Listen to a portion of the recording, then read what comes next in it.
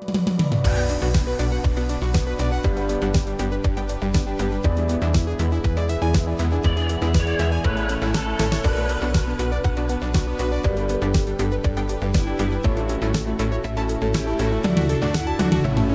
right, welcome back to the Shifting Schools podcast. Trisha! Jeff. It was great to record this episode with you. If you're joining us for the first time, you caught us this summer in our mini-series all about the power of play.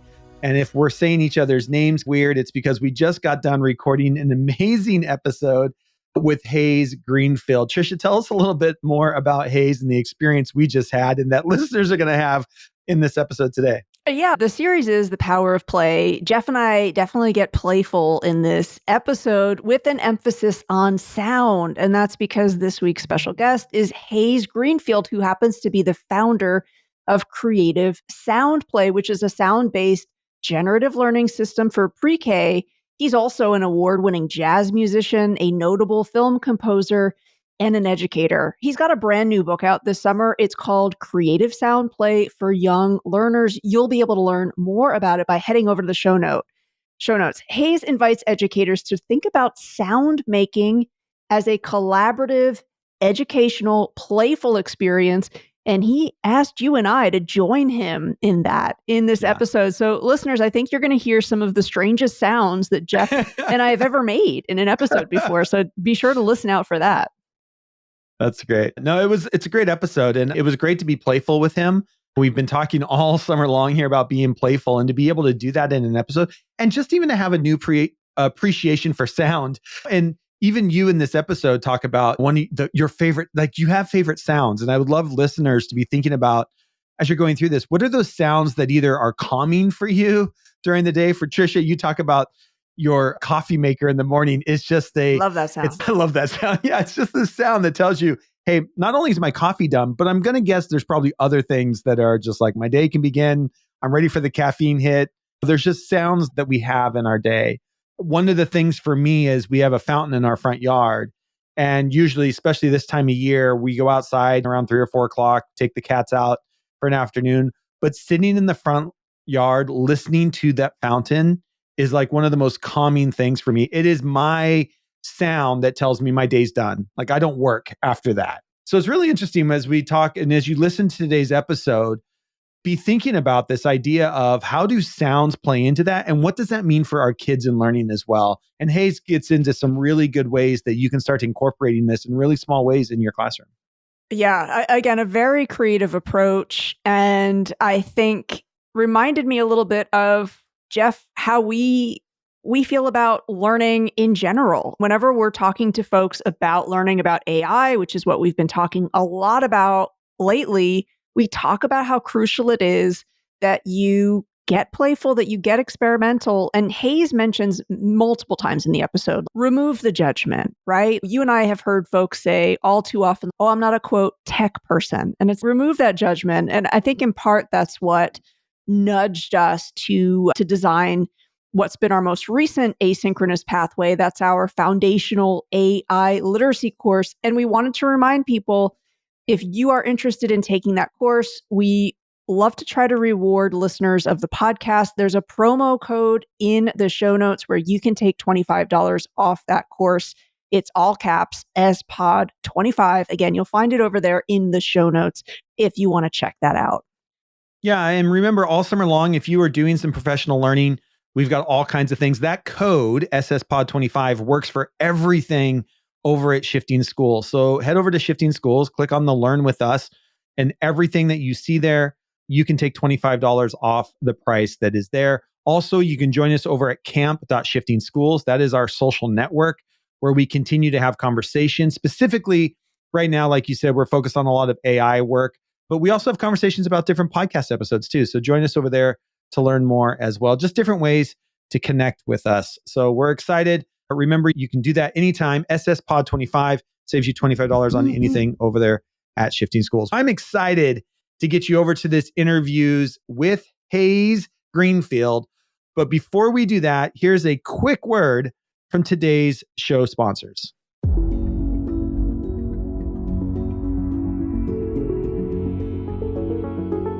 Discover the power of acknowledgement with Libra.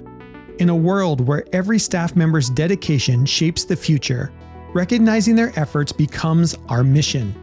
Libra transforms your school into a place where achievements, big and small, are celebrated daily, creating a ripple effect of motivation and pride. Join the recognition revolution with Libra, where every achievement is a cause for celebration. For more information and a free demo, contact me at jeff@shiftingschools.com today. Librarians, meet MacEnvision, the future of library management. With a student-centered design, MacEnvision's intuitive interface and seamless navigation ensures that your students find the information they need quickly and effortlessly. Discover how MacEnvision can transform your school at macen.com/MacEnvision.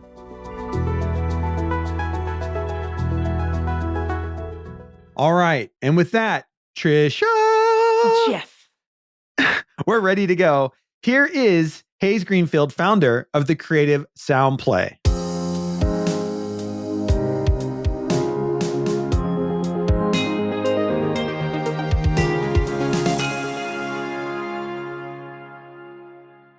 Thank you for being with us today. You wear many hats. You're an activist, an educator, a musician. You're also founder of Creative Sound Play. So I'm going to ask you maybe to pick one of the hats and tell our listeners, what is one myth about play that you want to correct, that you would love to challenge in the work that you do? Okay, first of all, I want to say to you, Trisha and Jeff, thank you very much for having me and allowing me this opportunity to share with your audience what I do. Okay, I'm wonderful to be here. So, what is a myth about play? I don't know. Play is essential. Play is essential for learning in terms of creative sound play for children. It's the best way to learn anything, really, is through play, because it makes it possible for you to be receptive, be open, engage. It's inspiring. It's not about pressure. It's about being in the moment, right? If we're really playing and we're really listening, we're having fun and we're interacting and we're developing our social emotional learning and making good decisions. Play is about providing opportunity for children to enjoy themselves. And the way it works with creative sound play is that creative sound play completely plugs into the one thing that every child absolutely adores doing. Part of our DNA, right? It's making sound. Children make sound alone, or they make sound with each other, with groups. So making sound is by nature is collaboration. And children don't have to learn anything new. They don't have to develop any special skills. All they have to do is just be themselves. And with play and with sound, it's all of a sudden, if we look at, let me back up just for a second, because I think what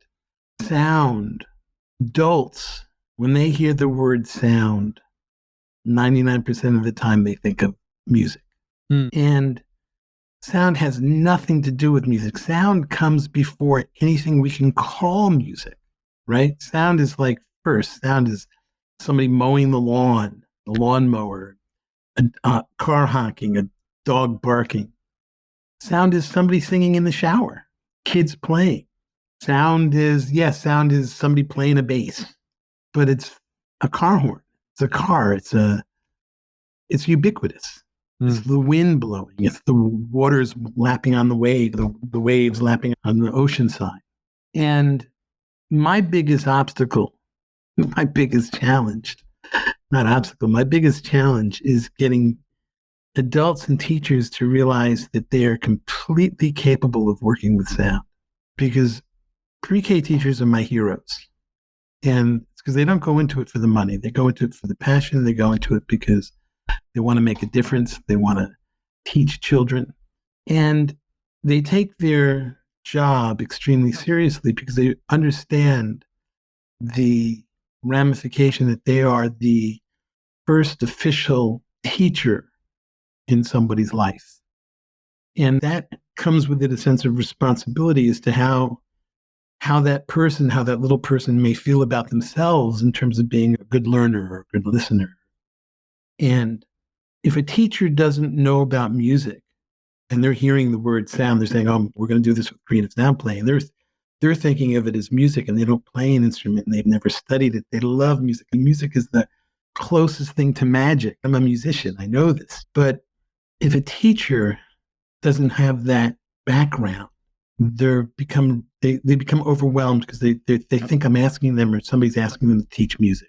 And it has nothing to do with it. And because they start to shut down like they should. It'd be like somebody saying to me, okay, you're going to have to fill this cavity in this person's mouth. Okay, give me the drill, y'all. But so sound, when teachers realize this, so it's really not about what the myth is really about. The myth is in their head thinking, oh my goodness, sound is music. And it's not. It's sound is pitch. Can you give me a high pitch sound? Great. And now can you give me a low pitch sound? Beautiful. Now can you give me a loud sound? Now can you give me a quiet sound? Oh, that's good. Now can you give me a long sound? Beautiful. And now can you give me a short sound? Perfect. So that's all we're talking about. All we're talking about is pitch, volume, and duration. And and everything in between. So high to low, loud to quiet, short to long, and anywhere in between. And when you start to provide teachers with those concepts, they start to realize they can embrace sound and make it possible for the children to embrace sound. I love that. We have been interviewing a lot of people around this idea of play, and I love the creative sound play that you're a part of.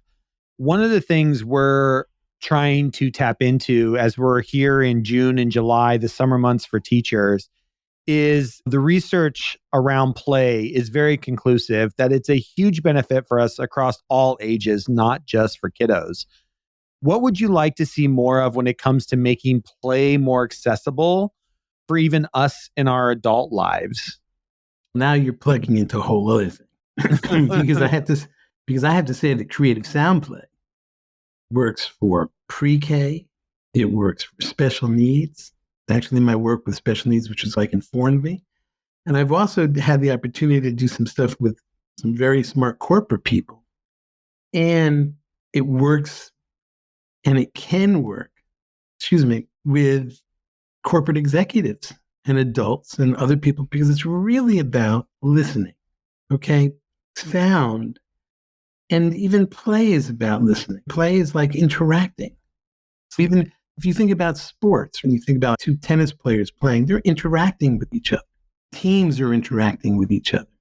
They're playing, and it's, as a jazz musician, it's all about, we develop our enhanced listening skills and communication skills based on, some people in the music world, it's like the quality of the line. Where does the line go? It's not so much related to the notes per se, as it is what's the shape of the line. And for example, I think I'm probably getting too heady, but if we take ourselves out of the equation and we just go back to listening, and you're asking about like, how does play work in adults? When you're talking to somebody on the phone and you're wondering about sound, you're talking to a loved one on the phone. You don't even have to hear a word. All you have to hear is how they're breathing, the texture, the tone, and you know exactly what the emotional content is or how that person is feeling emotionally. And it's about intuition. It's about being open. It's about listening. And then it's about interacting and communicating. You can have a whole conversation with each other without even using a word, a whole nonverbal that goes through a whole emotional context. Zippy that. And now I can look at you here and I can see, Latricia, you're like bouncing your head and smiling, and Jeff, now you're down there like smiling too. So there's a whole emotional content going on that listening to each other and interacting with each other. We're communicating and we're not being judgmental. So this is allowing for play. And play is about taking risks. Play is like just going for it. Yeah, it's interesting. And Jeff is going to laugh because I brought this up in another interview with a play expert, that it really brings me back to thinking about my dog. And I feel like dogs have PhDs in play, right? Like they are. Did you see the cover of the New York Times online yesterday? I did not. The Westminster show? So there's this dog that didn't win, but it's this white, furry dog that jumps over this barrier, right? And you see the seriousness in the dog leading up to, because it's slow motion, and he jumps over the barrier. And just as he's beginning to pass over it, he knows he's cleared it. He gets this big grin. And it's like he's so happy because he's playing. He's just so beautiful and playful. Cats, they smile too. All of us animals, we interact emotionally and play. Yeah, play it's about humanity. And that contagious factor, right? Like the joy that you had in even just recapping that anecdote about the dog was palpable. And Jeff and I have been talking a lot about how important it is to schedule some play in, regardless of what your career is, that it's useful to you in ways that maybe you don't get in the here and now. Thank you for tuning in to Shifting Schools. Let's pause our discussion to spotlight Libra HQ, a breakthrough in using AI to deepen connections within organizations. Imagine an environment where every staff member feels truly seen and valued. This is the heart of Libra's mission. Libra transforms how leaders celebrate and recognize the personal and professional milestones of their team members. It's not just about reminders. Libra's AI dives deeper, offering insight into enhanced team cohesion and promote a culture where support and acknowledgement are paramount. Picture a school where every individual is acknowledged, from work achievements to personal victories, creating a culture of appreciation in just minutes a day. In these challenging times, where the demands on educators have never been higher, Libra offers a way for school leaders to lead with true empathy and compassion, ensuring every team member feels an integral part of their community's success. Discover how Libra can revolutionize your school's culture. For a demo, contact me at jeff@shiftingschools.com. Let's build a future where every educator and staff member feels connected and valued. And now, let's get back to our conversation. For you, your career is to some extent about play, but I'm also getting a sense it's really important to you personally.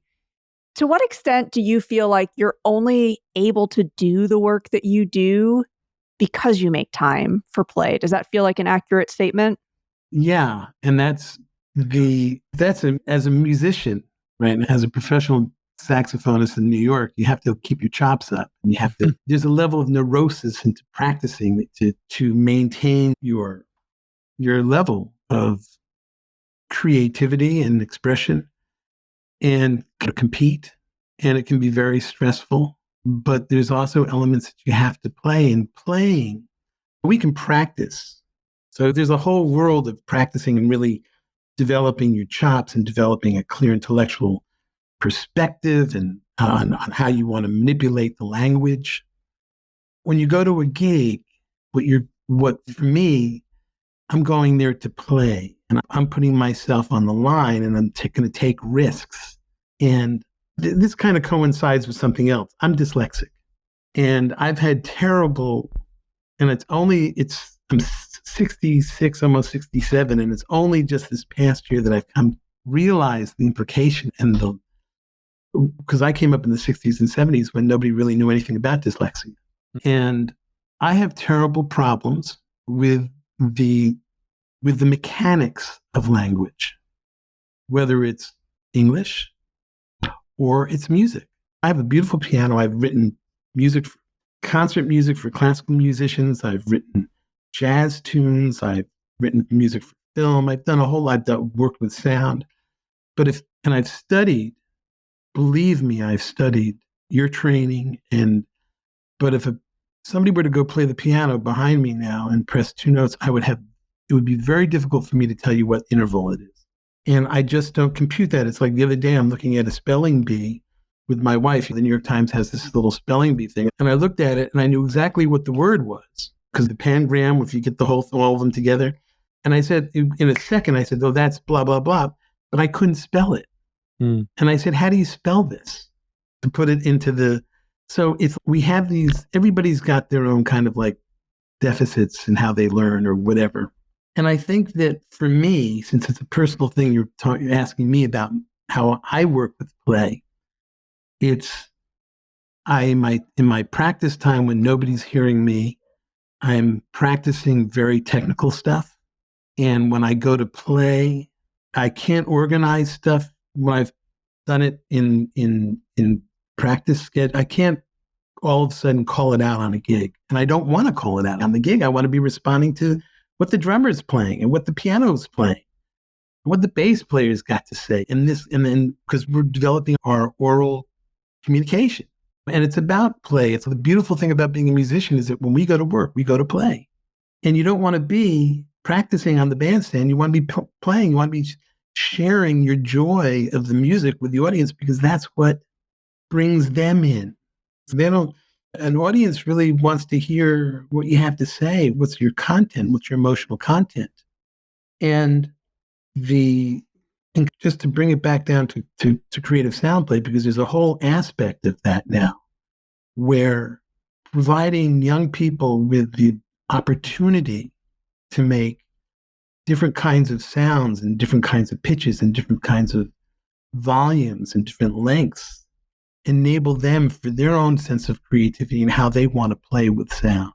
And when they start to do that, all of a sudden they're building their executive function skills, their active listening skills, their inhibitory control, their working memory, because they're thinking, okay, how do I want to do that kind of different sound? I have a whole sound activity that's about if you're being deliberate and intentional about how you may want to make sound, you can make a painting and make the painting with the intent of how you want it to sound. And then it becomes a roadmap for your fellow students to sound it out. And you can conduct as a child, as a 4-year-old, as a 3-year-old, as a 5-year-old, you can have your peers play your piece. And imagine what that does for a child, for their sense of their self-esteem as a leader, and for the children who are playing their piece, for their self-esteem. And talk about play and learning. There's a teacher who was talking about this who had been working with sound and really got it. And she was saying that she had a child in her class who was very quiet and very shy, and they thought they were going to have to do an evaluation with her to see if she had autism. And because there's a whole part of this whole process of playing and interaction is where children get the opportunity to, because it's based into play, to conduct each other.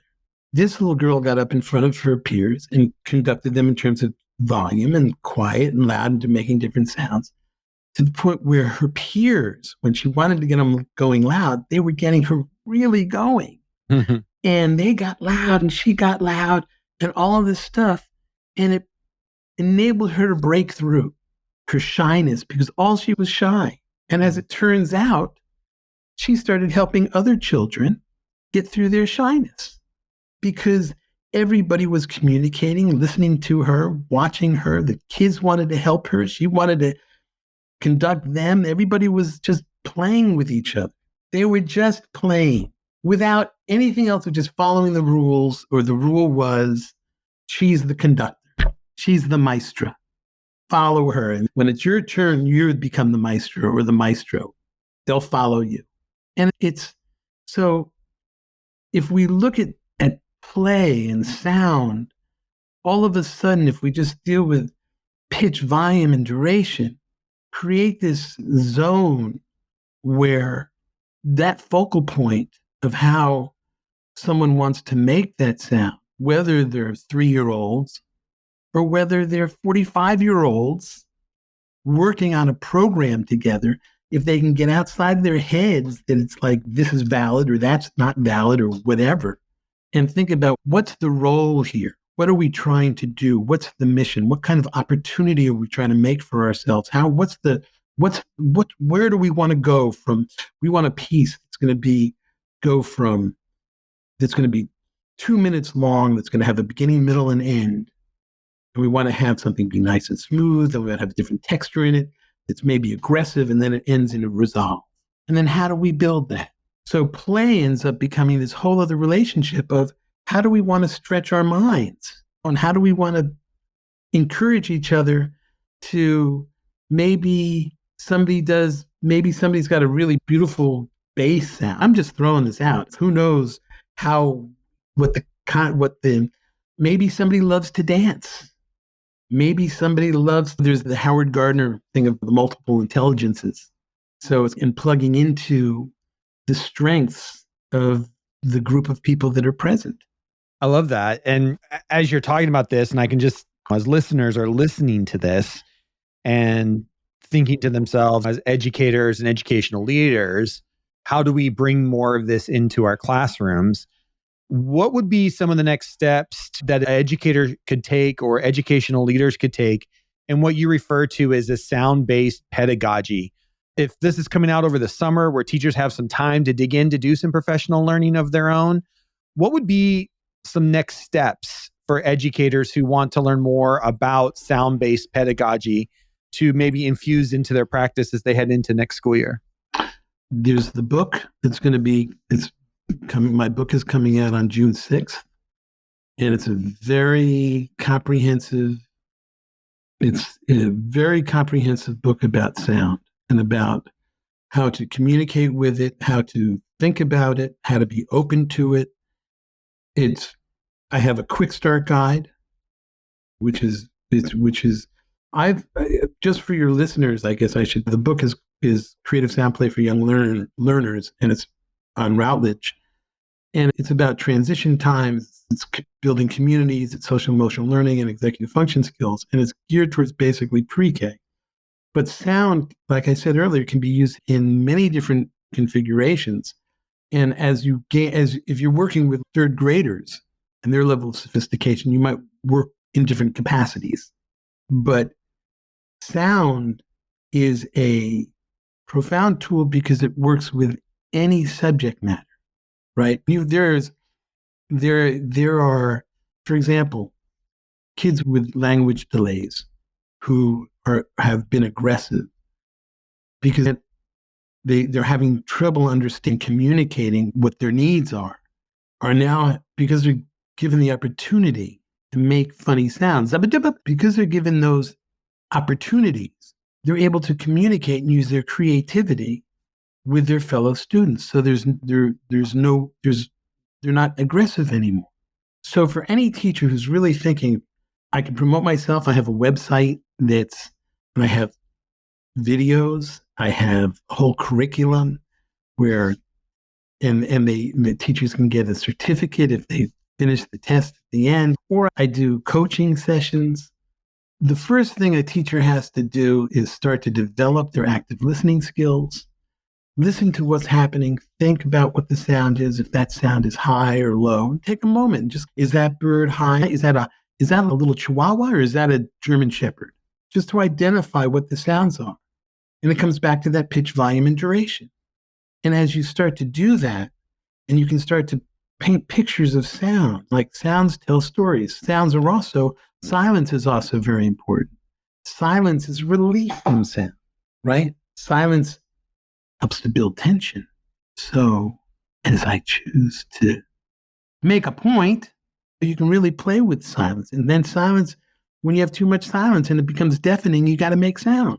So if a teacher really wants to start working with sound, start thinking about how you might want to sound out a story, how you want to sound the alphabet, how you want to think about, you want to teach your children about phonemic awareness. When you start playing with that, all of a sudden the kids love it, and they're going to make their own things. They're going to jump on their own stuff. They're going to come up with all different types of ways. So it's really about thinking. We talk about pedagogy, right? And I'm an intuitive teaching artist. I'm an intuitive musician. It's about listening, and then how you want to infuse it with stuff. It's how you want to play. It's how you're willing to allow yourself to play. It's interesting, Hayes, as I listen to you, I think back to our opening question about myths about play. And I think this conversation has busted an assumption that I think is out there around play, that play is always energy building, when actually it can be energy releasing, and play can be very calming, because some of the examples that you gave about deeply listening and noticing sound, you have to be still in order to do that. And then it also makes you appreciate your environment. Mackin Educational Resources has once again partnered with us for our summer mini-series. Thank you to Mackin for continuing to be a partner of the Shifting Schools community. Their new product, Mackin Vision, is the future of library management. Created with your students' need at the forefront, Mackin Vision offers a user-friendly interface that simplifies navigation, making it easy for students to find what they need. This state-of-the-art system includes features like intuitive browsing, secure multi-level access, multimedia searching, and whole school rostering. Additionally, it has a teacher library portal, aggregated dashboard, live analytics, and centralized reporting. Mackin Vision is designed to streamline your school's library operations. Learn more about how Mackin Vision can benefit your school at mackin.com/MackinVision. Schedule your free demonstration and experience the future today. You mentioned earlier that your work is not just about young learners. The book, of course, is directed at that audience, but that you've seen value in creative sound play with us older folks as well. For somebody who's listening and they're thinking, what? Meetings can often be very boring. What if I try to infuse a little bit of creative sound play into a meeting? Do you have some thoughts on what maybe that would look like? What comes to mind for me is even just the notion of what's an everyday, ordinary object that you love the sound of. Like I schedule my coffee maker to go off in the morning. I love that sound. It's a great way to start my day. And it just dawned on me, I'd love to know it's like a mundane thing, but the sound of that brings you joy. So maybe that's not like the most playful example, but I could see if I were working with a team and I maybe didn't want to dive deep into creative sound play right away. You mentioned you've got to build up folks' openness to it. Do you have any other thoughts on what's a way for a group of adults to begin that journey with one another with some creative sound play? Do you have any thoughts on that? Yeah, there's a bunch of games. One game is to count together, and one person goes 1, somebody else goes 2, somebody else will go 3, and leave the space. So you're putting in the space in between. And then when 2 people say the same number, then you have to start at 1 again. And see where you want to put your number, where do you want to take your risk in your space, and see how high you can go. It's a very interesting, and there's tension, and it's fun, and you start doing it. The most important thing about keeping it is keeping an open thing and not being too controlling. So for example, let's say you want to say, okay, we're going to clap on 1, we're going to stomp our foot on 2, and we're going to count to 4. And we're going to completely keep it repetitive. So keep repeating it, keep repeating the counting, but we're going to clap on 1, we're going to stomp on 2, and we're going to bark on 3. And 4 is going to be silent. So it's going to be 1, 2, roof, 4, 1, 2, roof, 4, 1. Whoop, I messed up. So and how complicated do you want to get? And who can get most complicated? And not try to correct everybody, right? So how you do this, and I wanted to say something before, and I had spaced it out, and about a teacher's role. And a teacher's role, or even somebody leading this, is about providing opportunity. The whole thing is about providing opportunity and license, so that if we're deciding that you have a group of 10 adults, really smart adults, I shouldn't even forget about the value judgment on smart or whatever. You got 10 adults in a room. You want them to, the sound piece, how are they going to start? Do you want to go around and have different textures? Do you want to have there's a group going, and then you could write this down and then have a piece that has that. And the success of the piece is how well you decided. We really want that first part to start out quietly, and then it gets louder. And then we have the zoom, and everybody's going to do the zoom, and only one person is going to go beep. So you're thinking about how you want to organize. So it's about playing with the textures. It's about playing with how you want to put it together. And anything goes. So most importantly is that we get rid of the judgments, right? Like I said, smart. It doesn't have to be smart. It just has to be people who care, caring people. People who in general are smart. It's how you want to provide the opportunity. What do you want to do? It's wide open. So in terms of dealing with how do you want to start? Well, starting could just be everybody saying their name. My name is Hayes, but some people call me Hazy, so I have 2 different syllables. Hayes, a lot of space. Z. Trisha, say your name. Oh gosh, it's hard to follow you with that because I'm going to go for it here. No judgment. No judgment. Yeah. Trisha. Great. Jeff, what are you going to do? I don't know. Mine's just 1 syllable, so it's hard. It's just no. Jeff. I don't want to hear that. Well, come on, Jeff. What do you want to do? I guess I have 2 names. It would be Jeff, or it'd be Jeffrey. There we go. That's a good one. Cool, but you could also go. Yeah, quiet is not my nature, but yeah, that's a good one. Jeff, I'm Jeffrey. That'd probably be more it. Yeah. But so right, what is this? Imagine just having this openness. You guys are beautiful, and you're exactly like. No offense, I'm not. But like teachers are going to say, I don't know. I don't do this. I'm not.